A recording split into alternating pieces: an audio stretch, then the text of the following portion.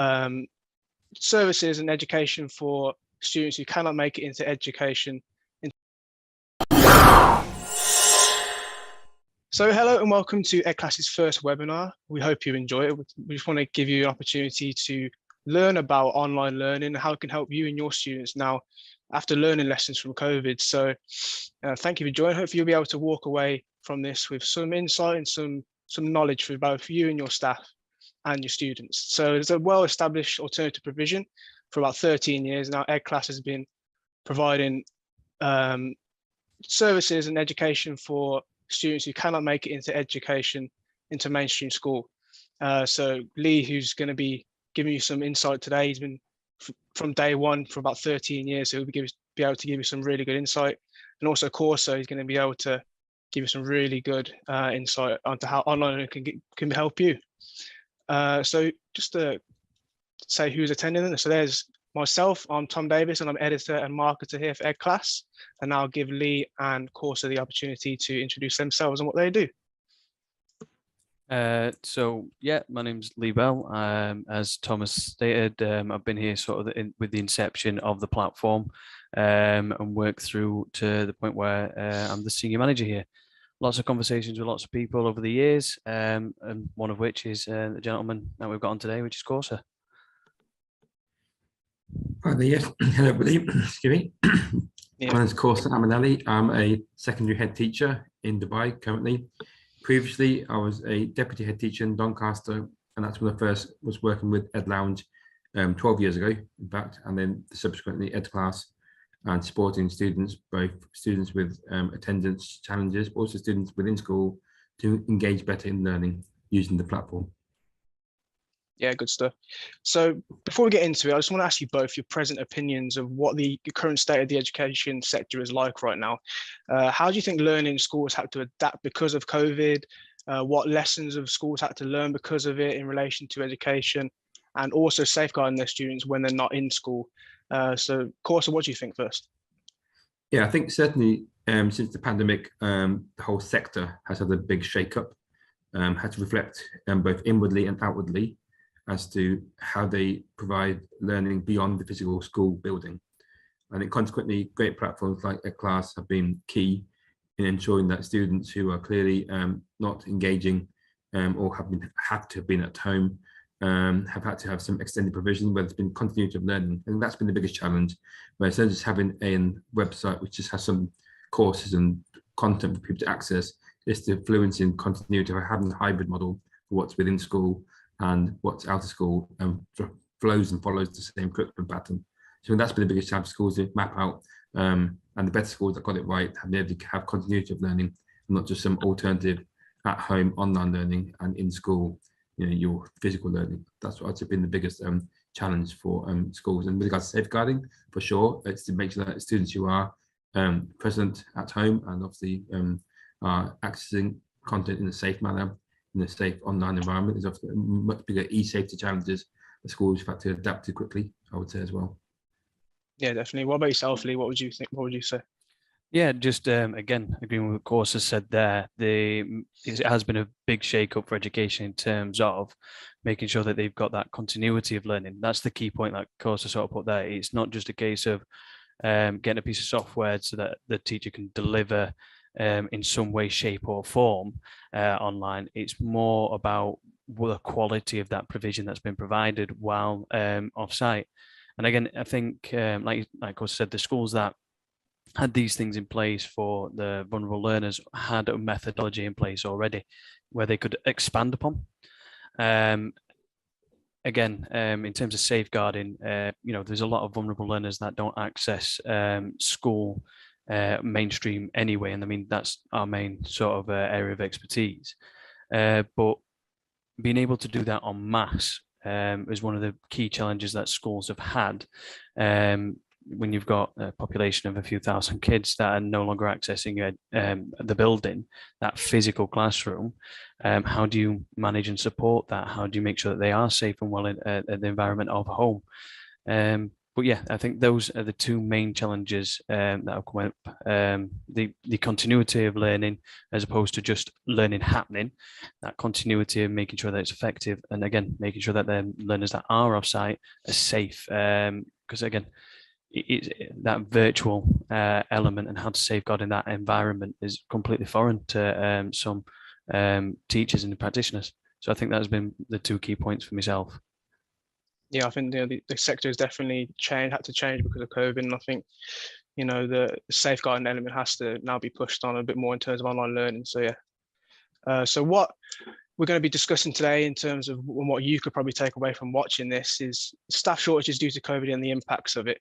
So I'm sure most of you watching this will have had a lot of staff shortages and try to look at some alternatives and explore other options of remote online options, how it could help you. So hopefully you'll be able to take some insight on how that can help you. Obviously, we've got upcoming exams coming up in the summer, returning for the first time in about 3 years. Is it going to be too short? What advice can Kausor and Lee give yourselves in terms of and how online learning can help them? And also the future state of education. So what is going to happen in terms of that? With online learning, it's become more prominent. So what lessons have been learned and what benefits can you take from this? So that's the main things we're going to be discussing today. So Kausor, just as we've seen this graph here, there's a lot of reasons of why students have struggled due to the pandemic, of why they've been able to struggle with their education. Why do you think, from the experience, why do you think students have struggled with education in the past, and how have you helped people in the past get back on track with their education? Yeah, I think obviously during the pandemic, there was obviously the lockdown. So wherever you were in the world, pretty much, you were obviously cocooned in the home. I think part of the key thing there, the motivation really stands out, and that's more, I would say, down to well-being and being in the space where you can study and be encouraged to study, because 100% as we as adults will separate our work life and our personal life, the same way for students, they want to separate their study life or the school life and their sort of social life. So in the same way, being at home where it perhaps should be a fun, safe place to be, and suddenly being expected to be, I guess, serious and study, I would say that would be one of the biggest challenges for any young person, as much as adults challenge, to work from home remotely. So I would say that's been one thing that, not necessarily an online solution, but more of a culture solution in the schools to give students confidence that they can, at least wherever they are, do anytime, anywhere learning can happen. So I think that's something that schools we've had to almost reintegrate, having well-being as a focus.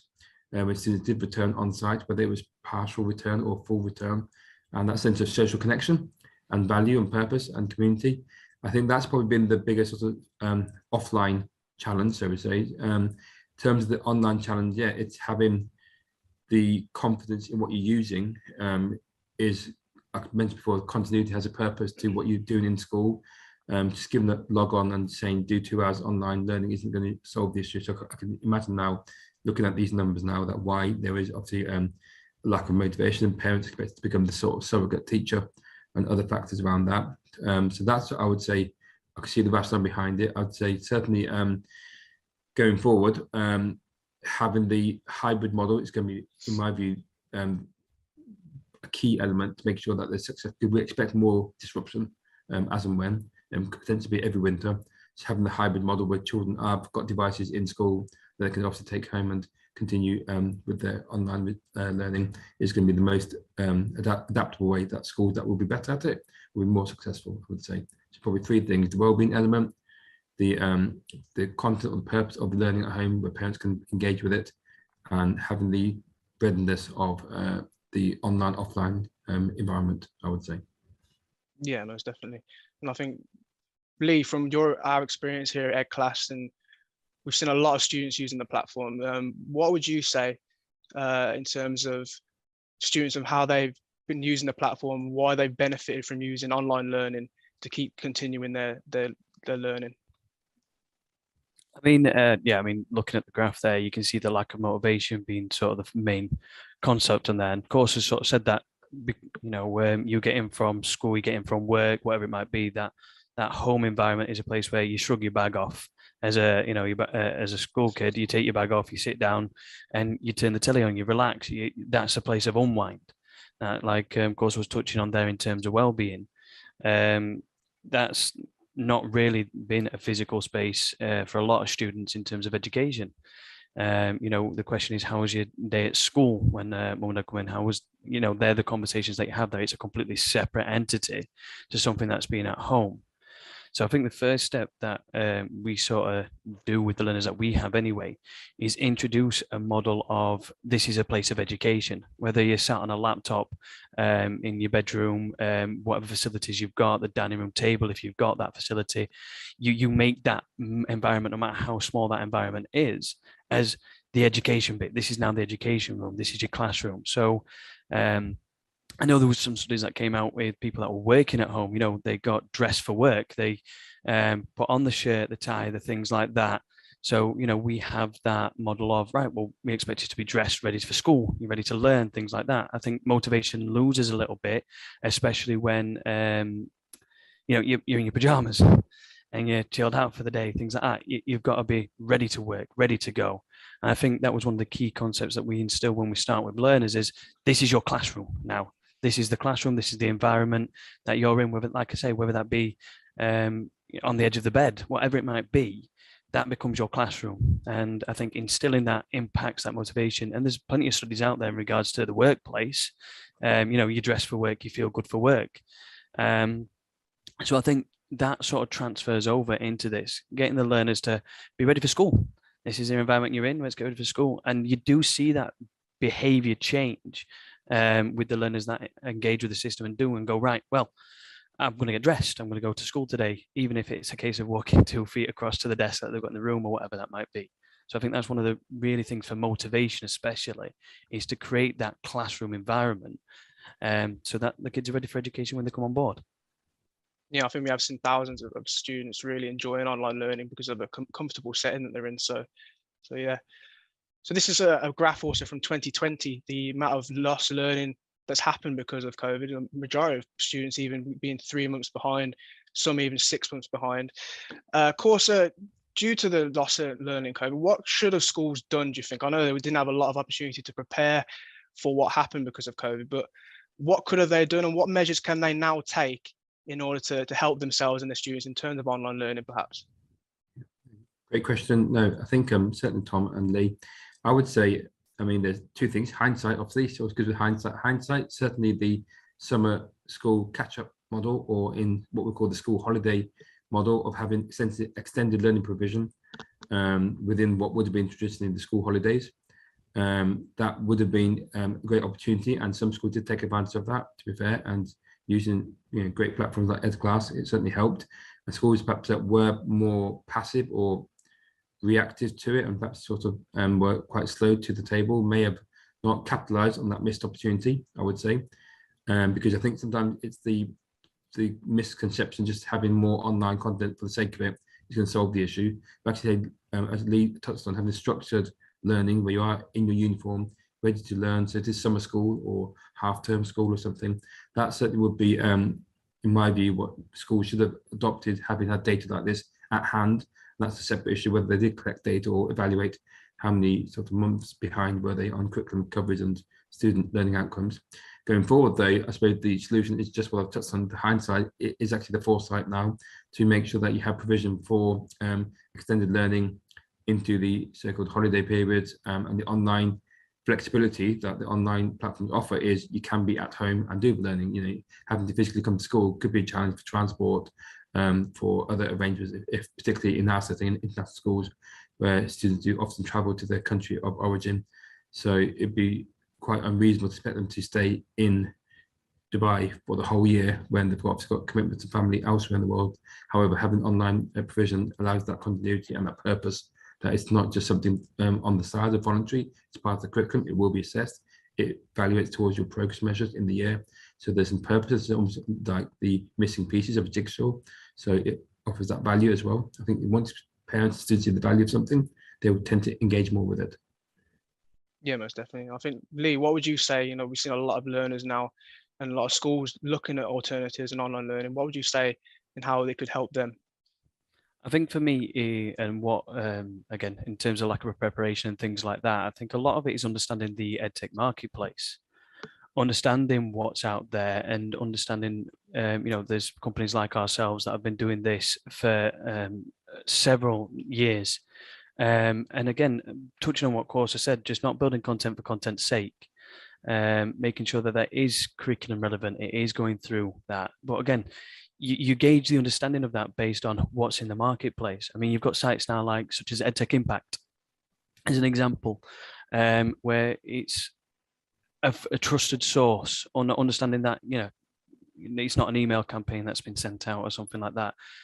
Just an understanding of that marketplace, what capacity the companies like ourselves have got, doing the research, looking and seeing, right, well, where have other schools use this, looking and communicating as, say, an academy trust, as an example, talking to the schools, what are you using in such as an alternate provision, such as online tech, having a look and understanding of what is in that marketplace and getting a knowledge and understanding from those that have actually used it, learning the lessons that people have already done. I think hindsight is a great thing. And Kausor, you mentioned that as well, in terms of, right, well, this is what happened, this is what ultimately went wrong, reflected on that and making an understanding of, right, well, if I've not got the digital skills or knowledge, then I need to go get that. As a practitioner, I need to understand that, because ultimately, with the sector being impacted the way that it has, that, education needs to have a look at technology in a different way now, understanding what's available. And again, it's not just a smart board online, it's understanding that content's got to be quality, it's got to follow on from your scheme of work, your programs of study, and then missing pieces of that jigsaw that Kausor mentioned, understanding your learners, understanding where they are, where they're at in their learning, so that you can impact properly on those learners and say, right, with the summer program, I know that these learners struggle with these elements, so we need to focus on that for them. Whereas these learners is completely different. So just understanding your learners, understanding the marketplace, I think is key. Yeah, most definitely. Different learners, and obviously different ways of teaching is going to affect students in different ways. And this graph here shows the advantages of online learning. And obviously, one of the main ones is the ability to learn at their own pace. And of course, and with going back a bit, the EdTech and how technology is advanced, could online be the future in terms of learning? We seem to have some really good benefits now that technology and education has had to evolve rapidly. So what do you think? Do you think it could be the future? So, I mean, the future definitely is digital across all sectors, I would say, first of all. And anybody who denies that, it's almost like, I guess, the industrial revolution, or if you look at agriculture was the example I keep quoting to kids, we had the horse and plough, and that works very well and still works in some parts of the world. However, once tractors came along, the whole thing just changed overnight. So in the same way, whether it's electricity or any of the steam power, whichever key sort of sector shifts in human civilization, it's here, and therefore the question is how we use it is the bigger challenge. And forgive me, sounding like I've been repeating myself for the last 10 minutes, but it is about the purpose of learning, and so if it has relevance and it fits in with the model that I'm proposing. I guess it's the hybrid model. The hybrid school will be the future, I feel, for the vast majority of the sector. Some places may be completely online, and some perhaps schools might insist on being 100% on site, and maybe for younger children that could be more relevant for the social skills development. But certainly in my sort of expertise, I guess, in secondary school, the hybrid model will be key. They will offer more versatility for internships and work experience and careers development and outreach and entrepreneurial aspects of the curriculum, where students can be going out to the world of work, as much as developing further skills beyond the physical sort of school building, and having that online provision to support their actual core curriculum, I think is going to be absolutely key. So I certainly see more of that beyond just the actual online learning as such. We've got the online content. Students be able to present your communication skills as we are right now, and communicating online, your video, videography, and digital, elements, and that actual data analysis and all those sort of high-level skills that the World Economic Forum also keep going about, skills of the future. And that's how we should prepare our students, not just to cope with here and now, and cope with a digital textbook essentially, which is from the classroom to from the PDF file, but actually coping with the skills for the future. That how can they harness these skills of communication and collaboration, data analysis, etc., to go on to have further impact on essentially jobs that haven't yet been invented as well. So I think you touched on it there about skills for teachers. I'll extend that to skills for students actually.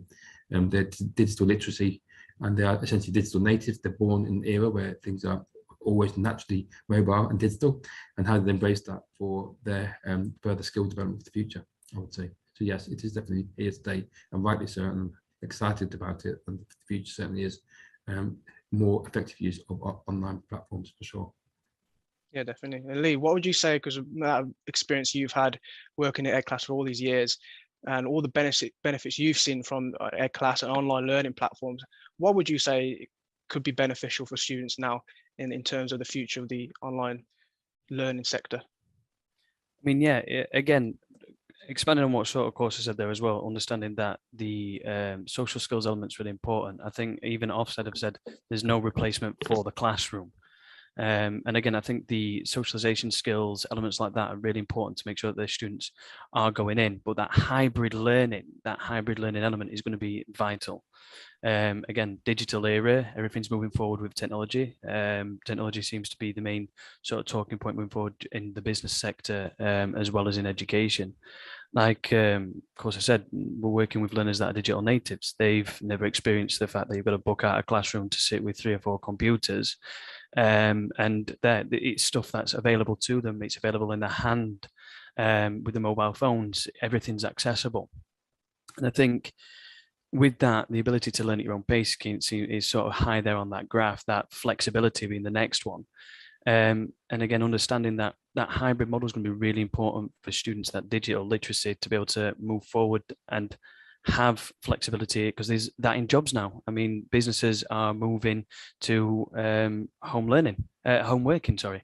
You've got businesses that are closing down buildings and working like that. So this is an environment where the future students are going to have access to. This is something that's going to be part of the business plan, and understanding, you know, the various different tools that are available to them online in a business is going to be key in making sure that they do have success moving forward. From a more the ability to sort of learn at your own pace, is again one of the key factors that we see in the business a lot. The fact that we individualize learning and the pathways are specific to the learner's needs. So by doing that, a lot of the feedback that we get is it's great to slow down. You know, they're not forced through the curriculum really quick and from one classroom to the next classroom to the next classroom. And if you miss that class, then you've got to catch up somehow. By putting that hybrid learning in place, by having that catch-up element in there of, well, the online learning can cover that. We can slow down. We can have a look at those steps, go back a few steps if need be, and reapply that. And I think that has a massive impact on learners being able to take a breath and not stress about, well, we've got an exam in X amount of time. I need to get through this as quickly as possible, and it's just not sinking in. That ability to stop and go, right, well, no, I'll rewatch that. I'll rewind a video, if you like, and watch that again. I didn't quite get what you understand. Being able to rewind your teacher as an analogy, it has massive impact on what the learners can do. Being able to go, no, I want to stop here. I want to recover that. Again, it's a fantastic resource to have. And not all teachers have the ability to do that. If you've got 30 odd learners in a classroom, regardless of how you differentiate your class, you're going to have elements where people have not picked that lesson up. So how do you pick them up? How do you carry on with that beyond homework? So again, it's part and parcel of that. I think is going to be really important.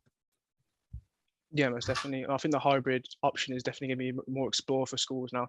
Kausor, so what would you say, give advice on schools now in alternative ways to explore, such as alternative provision? I know they've had to combine classes because of staff shortages in natural school and mainstream school. What benefits could online, putting the cover classes online, be for the schools now in terms of, helping the staff shortages problems and all that? Yeah, no. So yeah, absolutely. I think it's been very valid, particularly since the start of this term, with staff shortages due to coronavirus, and due to obviously having the situation where staff have been had to quarantine. So consequently, as a result of that, we've had to have various staff cover arrangements, and the obvious one has been to do hybrid solutions where we have a cover teacher in school and the teacher either teach from home remotely, and either students in school with a physical cover, or students also at home learning remotely. I think that's been the biggest challenged logistically. But I think going forward in a more, perhaps more intelligent way, with my hindsight for the last 4 weeks ago, I could have perhaps arranged it better than having, we preempted this to some extent by having structures in place where the platforms are essentially set up, where it's not just suddenly uploading resources to cover the gaps in learning, but having platforms in place to have the curriculum flowing, whether you're on site or offline, having that in place. So I think the model of covering staff, yeah, that's more the physical personnel, supervised children in school. But I think more importantly, having the expertise of staff who are able to teach, who are able to, for example, cover content remotely. That's one thing that I've probably been looking back on, should be more quicker and not just react to having things uploaded online for students to download, etc. So I'd say it is a challenge. I think certainly going forward for next year, expecting and anticipating a winter staff shortage once again, is to have things in place where there will be more fluency in the learning and not a disruptive model that perhaps there has been this time. Yeah, good stuff. So obviously a lot of you watching now will probably be wondering how the exams are going to go this year. What advice could Lee and Kausor give you on this? So we'll have a look at the 2020 and 21 grades. There was a massive inflation. Kausor, what do you think? Do you think it was beneficial to do that and go to teacher assessed grades? Or I know they couldn't really prepare for it, but could online learning have assisted more, you know, if it was set up properly, or more preparation was in place for that? What do you say?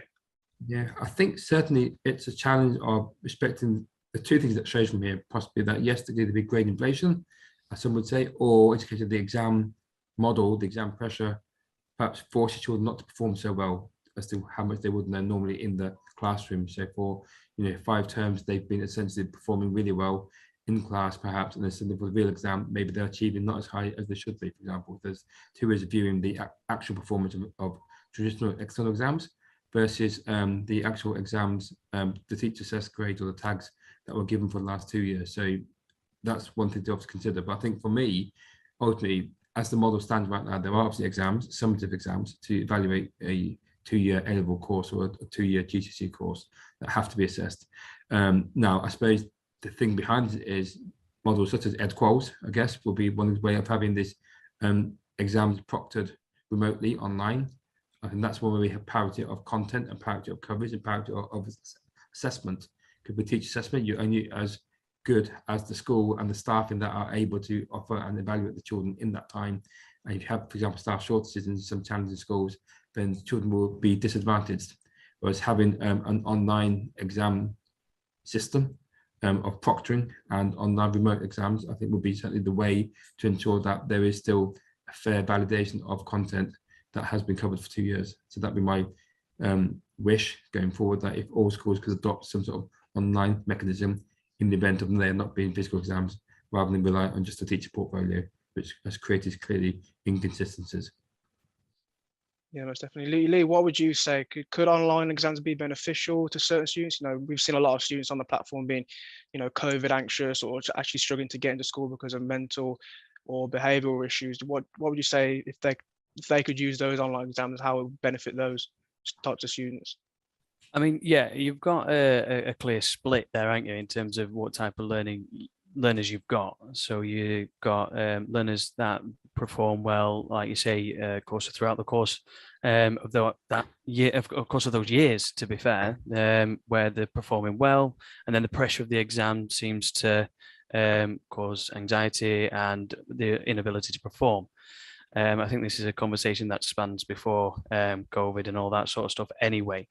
In regards to, are you more the vocational learner, if you like, where it's coursework led and you're able to demonstrate your skills practically or something along those lines, or are you the exam, again, I'll quotation, academic learner, where you can do the summative assessment, which is the exam, and be able to perform on that day. So I think having an online version will allow access. I think that's key. Access for students who maybe are expected to perform on a day when normally, again, if they our experience is that these learners have been out of education for numerous years, and for them to then go into a building of which that they've not been to before, or have fear attending, and then expect them to perform inside an exam, ultimately becomes unrealistic. However, by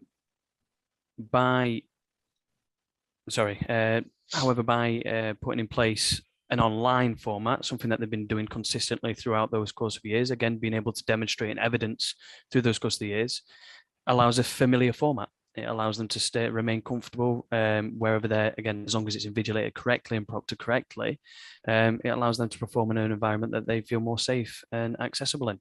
And again, there's the fear factor is of that there's not going to be a job for learners like this at the end of it, that's not how the real world works. And I think what COVID has done is show, well, actually, in some cases it does. You've got home learning as a massive element for staff now. A lot of companies have taken that on board, that hybrid element. So the idea of staying at home and doing your work is now actually something that has been put to the forefront of the business world.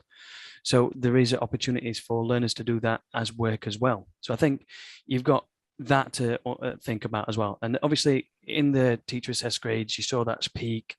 There was fear of bias with teachers and things like that. But I do believe in a lot of the sense it's because, like Kausor sort of outlined with that, is these students perform in the classroom. They perform throughout the course of the year. They show that, and by taking it based on that performance, schools were able to demonstrate that. Again, the whole point of this is that they were able to demonstrate that they can do these skills. They should be able to evidence these grades and basically show, well, we were able to do this because. But yeah, that's my sort of take on that at the moment. I think if you put it onto that online, that hybrid element that further education uses currently, it'd be something that bringing that into A levels, into the GCSE might have a practical solution for and maintain that high standard of learning. Yeah, most definitely. And I think the hybrid option, as we've said before, is going to be really a good option for schools to explore now. Just a stat to throw up there, a lot of students are actually preferring even online exams, 68% preferring online over actual paper-based. So obviously a lot of people watching, staff watching this, teachers watching this, want reduced workload, and that's a lot of things that we've seen in our industry. Kausor, how do you feel online exams could assist teachers in the future, and are they the way forward, do you think? I certainly think, the obvious ones are the multiple choice questions, the MCQs, and I think I would certainly argue strongly that there should be more of this. Obvious for the elements is the instant results, or the instant feedback, almost like the theory test for the driving exams and whatever, and various psychometric tests and things that people do throughout industry. The online assessments, I think, certainly should be there. Replacing paper exams, I've actually have written an article on that in the test over a year ago. In fact, I'm arguing for this, actually, that the future of the paper exam itself is looked at. What are you trying to assess on the paper that can't be done online? If it's content, essentially, then essentially I would argue it can all be done online through multiple choice assessments, for example, or mapping out words in very intelligent data to drag and drop content, etc. So I would say the vast majority of that, and I'll extend it further, not just for the final exam, but within the year, the end of unit exams, the end of term exams, from year 7, year 8, year 9, etc. And that's also a pinch point for the standard school data collection for the reports, etc. So actually having that instantly assessed and instantly input onto some sort of reporting system would again reduce teacher workload, and more importantly, that is to focus on the key thing, which is planning and delivering great lessons, which I think why most teachers became teachers. It was to deliver great content and and engage learners rather than be bogged down with the bureaucracy, I guess, of marking assessment and inputting data. Yeah, Lee, what would you say? Obviously, the amount of experience you've had with EDClass, how do you feel the continuous assessment online and being able to go back and mark before an actual proper exam? How do you think that could benefit students and also teachers with their workload? Continuous assessment is, again, you've got a split in terms of this. Like Kausor sort of talked about there, in the main reason why teachers became teachers is because they want to deliver. They want to engage learning. That's what they want to do. So by having something where you've got to input grades, you've got to show levels of progress in manners of inputting data, it's it becomes a mundane task, and again it's increasing workload and things like that. We've got all sorts of different models throughout schools that work fantastically. There's elements in there. What I will jump on and say is that with platforms, you can answer any question online. Again, expanding beyond multiple choice questions, I think this is an education as well on in terms of what platforms can do. So MCQs being like a really key one. Everyone thinks, well, it's a multiple choice answer, you can put that in. But, you know, written word, language, things like that are all things that can be inputted and marked as part of a smart platform. If it's intelligent, if it's been built correctly, you can have reviews online with elements of feedback, things like that, that teachers can do, which then automatically gives you the data as opposed to sitting on ultimately what ends up being a spreadsheet on some form showing, well, this is what the mark they got, which means this. You know, if you've got an intelligent enough platform, you can demonstrate that. The platform should be in a position where it can do that for you, if that makes sense. Whether that be, you know, formatting a letter, which comes up in a couple of exams, or writing a letter in regards to a leisure centre that's being built, tends to be the one that was from a fair few years back. If you've got an intelligent enough platform, it doesn't matter what the question is, you can build something into that, which means that you're going to assess the skills that you're looking for, whether that be speaking and listening, whether that be language when writing, whether that be solving equations in GCSE. Again, if this platform's smart enough, you've got the ability to be able to answer those questions and get the feedback. And the platform should be able to give you the diagnostic off of that to say, well, this is where that person was struggling. And then you can build the content around that, which is what Kausor was talking about there. It should give you that information. You should be able to see that from the exam or the assessment or whatever it might be. The platform should then give you the information so that you as a practitioner can go, right, well, this is what I now need to do, as opposed to sitting down and trying to determine that information from a spreadsheet or from data that you're having to import, because it's wasted time. And again, in my opinion, I don't speak for everybody, but I do believe that that is wasted time. The platform, if right, should give you that information so that you can plan that content, so that you can move on to the next step. I think by doing that and then having that sequentially over time, you should see the levels of progress going up. You can demonstrate that, and the platform should give you that. And again, it's about understanding what's in the market. I think understanding technology and what its capacity is in form of education is really key for practitioners that are out there, understanding what platforms can actually achieve, so that you don't start, like you say, sat down and put in data, trying to figure out what's going on. It should give you that. Yeah, of course. So just going back for a minute, you know, obviously exams return for the first time for about 3 years now. Do you think, in your opinion, it's too soon, or do you think it's going to be okay, or what would you say? I think the key thing is, well, two things. The exam boards have to show some responsibility in ensuring that the content is taken that these students in year 11 now, their last normal, whether that means normal on-site learning, was in year 8. So consequently, to understand that there has been significant disruption and gaps in knowledge, and again, inconsistencies in terms of catch-up provision, etc. So there's a much wider disadvantage, I would say now, than there was in previous years, of students entering and sitting the same exam for the same exam board across the country and even across the world. So I think that's one thing the exam boards have shown some responsibility in ensuring that context of the school to some extent, and the students, and maybe again, some exam boards, I'm not trying to preempt any policy, consider some teacher evaluation alongside it to be considered as to what is a true and fair reflection of the exam final outcomes. And answering your question directly, is it too soon? I think there should be, again, a hybrid model of exam and course elements, a teacher assessed content submitted to get an overall value. I think that would be a more fairer and equitable approach to having the final grade for August, for example. So in my view, they should have considered more teacher assessed content to support and supplement the actual terminal exam, I would say. Lee, what about yourself? Do you think it's too soon, or what should have been postponed like a year or so? Or do you think there could be ways teachers and staff could actually help their students now prepare in terms of that hybrid model a bit better? Again, I think what of course we're saying there, the governing bodies to have responsibility and understanding of a reflection of the, you know, like you were saying, a true reflection of that learner's capacity.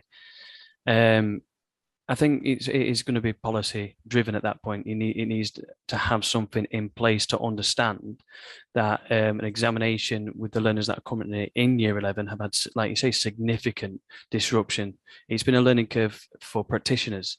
The delivery hasn't been the same. It just hasn't. So there's pockets of information missing. The last time that they sat an exam was in year 8.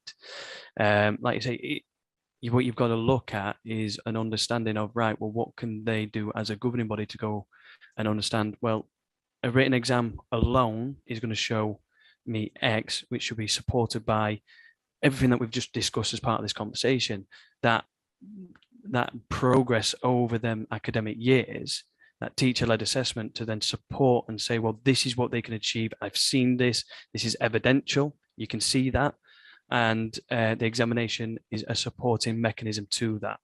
And if they are unable on the day to recall the information to recall that, well, again, can demonstrate that they can achieve those elements, I do believe that should be taken into consideration.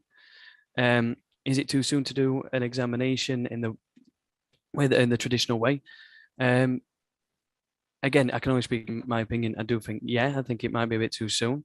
But ultimately, a decision had to be made. They have to say, right, well, what is going to be done? When are we going to go to what is considered the normal?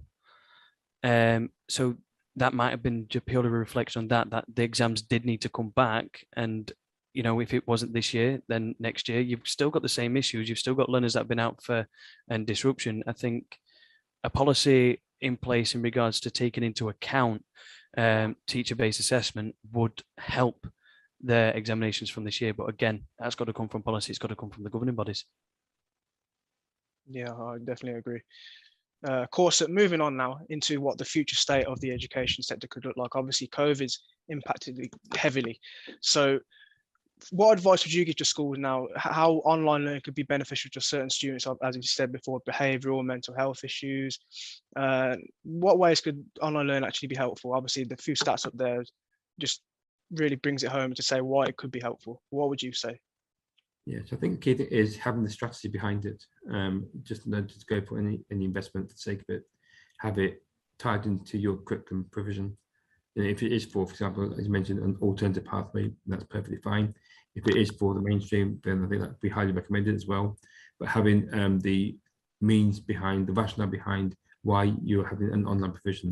There should be an online provision, to answer your question, for all schools. They should be more intelligent in how to do it. And again, I emphasize the hybrid model is the way, both on-site and online learning, both for supplementary and extended learning opportunity, but also just being intelligent ways of doing it, like content creation. You have the skills of the online content homework or learning could be, for example, your content creation or skills or presentation skills and whatever, which can then be used and utilized into the school in the flipped learning model almost.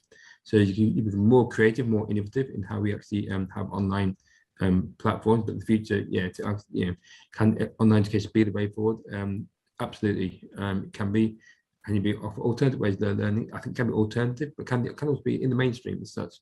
I extend it beyond schools to, for example, universities. Many universities, or not all, are now got online provision, where there's lecture notes downloaded as podcasts and whatever. So students no longer have to attend physical lectures.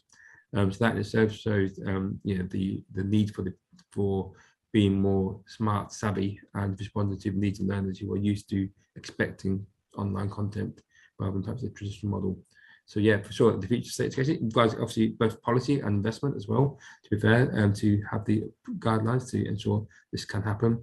I think it's an exciting time for thought leadership to help shape the next 50 years of education. I mean, I wrote my article last year about the future exam because A-levels turned 50 years old.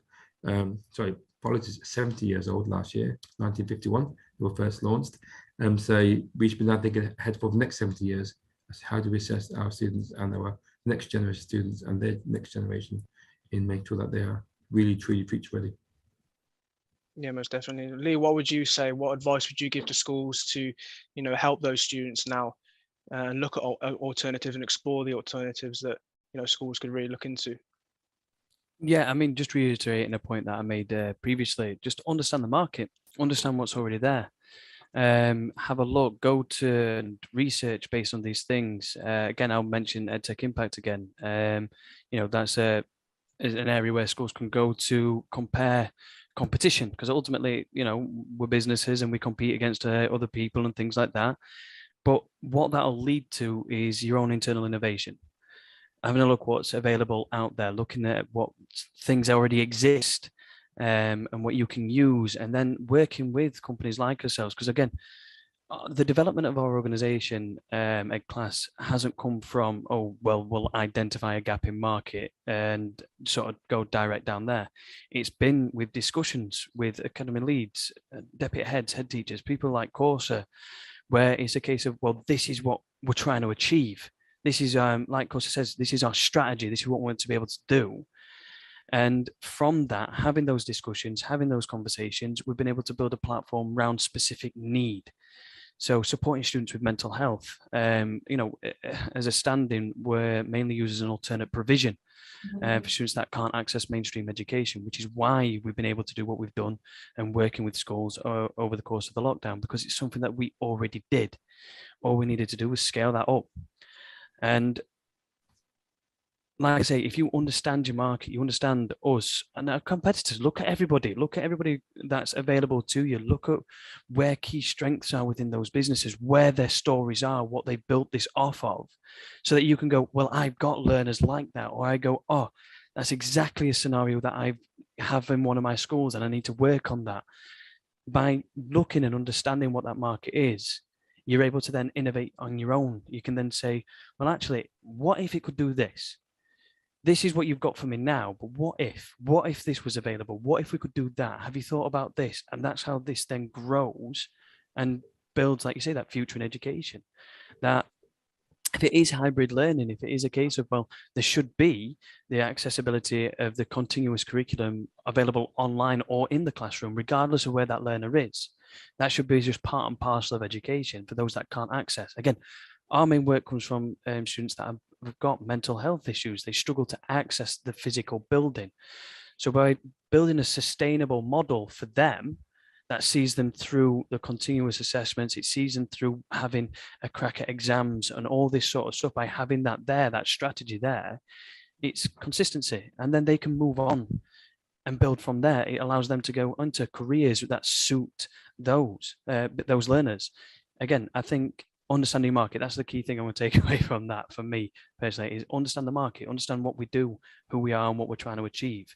Don't think of us based on what happened 10 years ago. Think about us now. If you think, because again, we're technology, so we advance, we move forward, we're ed tech. If we stand still, then we lose out compared to competition. So we have to be at the forefront. We have to talk forward.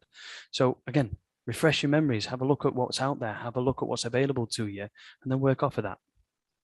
Yeah, most definitely. I think now is the great time for schools to really look into the options that are out there for them. So yeah, just finally then, obviously COVID's had a massive impact on the future, on the state of the education sector. Of course, I just want to give your final opinion. What could you see the education sector looking like in the next 5-10 years, and what advice could you really give to schools in terms of looking at all the options then? Yeah, so I'd say first advice is don't wait to see what's out there and try to imitate so-called leading practice, best practice. Be proactive. The last 3 years we should have, hopefully, all things to say, but taught a lesson to school leaders about what could have or should have happened. And I think consequently, have that urgency that it is an urgent need to make sure that you have got a stable and secure and consistent online provision to support your mainstream delivery, as well as to support the hard to reach cohorts, which certainly platforms as EDClass do so well. And I think that's the key thing. So it might be and it shouldn't be, more importantly, a one size fits all, but having relevant pathways, relevant platforms, using online tools, obviously, to ensure that all students in your school communities access content to support supplementary learning, but to also support any gaps that clearly would have emerged over the last 3 years.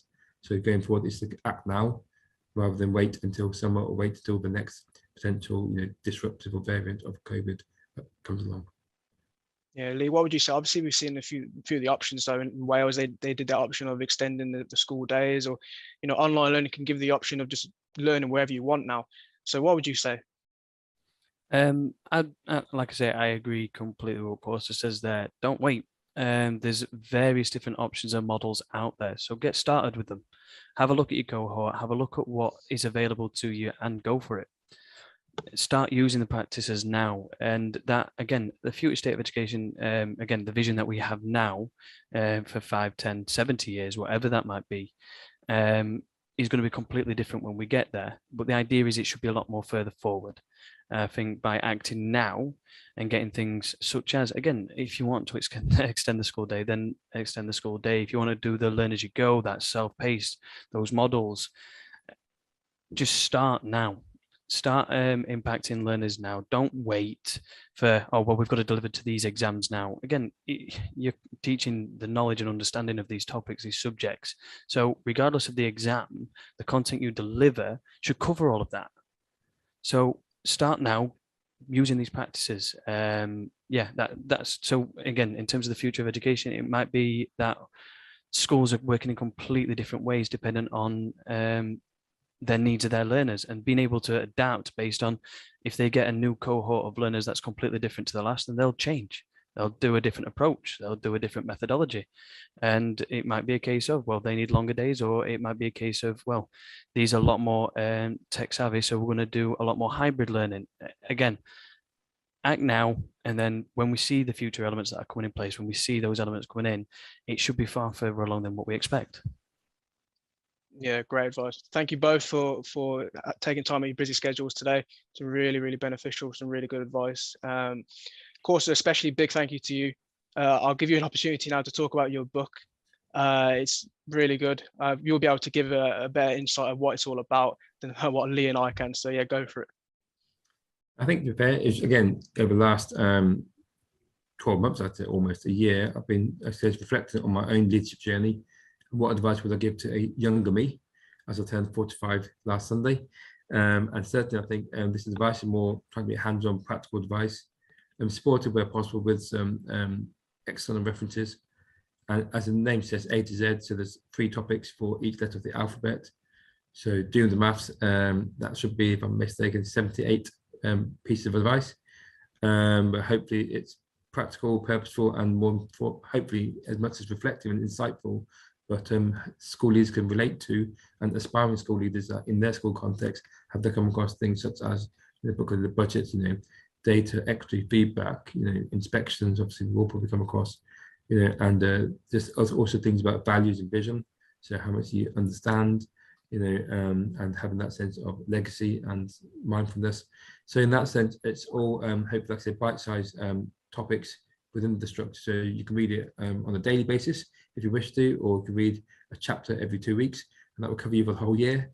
And like I said, it's available obviously on Amazon, but I'll have to do that plug. And I look forward to hopefully hearing some feedback from yourselves or anybody else on thoughts of the book. And it's one of a series, by the way. I've got the A to Z of teaching being planned very soon as well. Good stuff. Yeah, as Kausor said, go to Amazon and go buy it. It's going to give you some really good advice. So yeah. But yeah, thank you all for watching. It's been really beneficial. Thank you again to Lee and Kausor.